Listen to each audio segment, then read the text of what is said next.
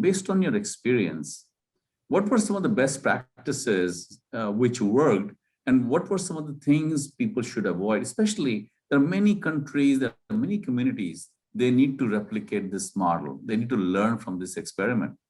What would you say are some good practices and some things to avoid? Yeah. So I think one of the most, one of the practices that we saw be really, really impactful was leveraging the internet in order to do more frequent assessment of who's understanding the material and who's not. And the best example, people talk about formative and summative testing. So summative testing is the big test at the end of the year. How did you learn everything you were supposed to learn? Right. Formative testing is like that weekly quiz or whatever that lets the teacher know if you're picking up the material in closer to real time. But what the internet does, what technology does, is it actually lets you make it real time. And do a lot more quick assessments to see who got it. My favorite example that I ever ran into of this was one day I visited an 8th grade math classroom, and the teacher started the class. Everyone had an iPad, and the teacher started the class by saying, "Okay, I've put a problem on your iPad. Go ahead and do it." And the problem was based on the previous night's homework. And after like a minute and a half, and they did the problem on their iPad, and then they submitted it. And after about a minute and a half, the teacher got up from his desk and started walking around the room. And I was like, what's going on here? And what I realized was he was walking over to the kids who hadn't submitted the problem yet, because he knew that those kids didn't understand the material, and he was getting some more information about what were they struggling with the problem. He then went back to his desk and said, okay, let's walk through the problem. And now let's review these two things that clearly some people didn't get.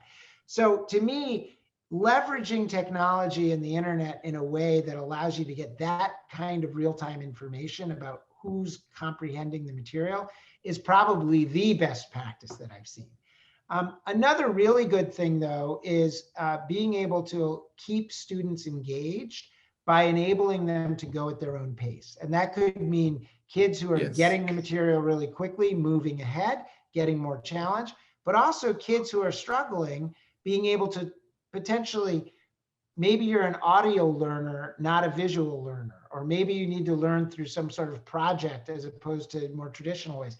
The internet enables teachers, as I was talking about before, to be able to do multiple ways of teaching and leverage resources on the internet like Khan Academy and other things that allow them to do that. So, and then the third thing I would say that has been one of the real breakthroughs, especially this year with the pandemic, has been breaking things into small bite-sized pieces and teaching things in small units and then letting people practice after, right?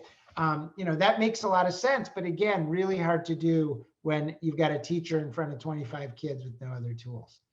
In terms of the things that don't make a lot of sense, what doesn't make a lot of sense is what I'll call kill and drill, right? Or drill and kill, or whatever the word is. But, it's essentially, you're just using the technology to say, like, go do a whole bunch of problems and then do some more problems.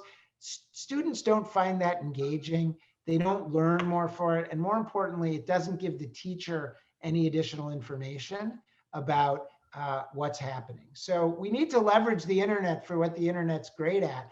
And one of the things it's great at is sharing information so that, people can know more about each other. Absolutely. And, as we use technology, as we bring simulation, multimedia, videos, the learning power increases significantly because visual motion explains sometimes complex topics a lot more effectively than reading a text. So I think that multimedia supplementing the text, supplementing the education is a very powerful weapon. And everyone learns it.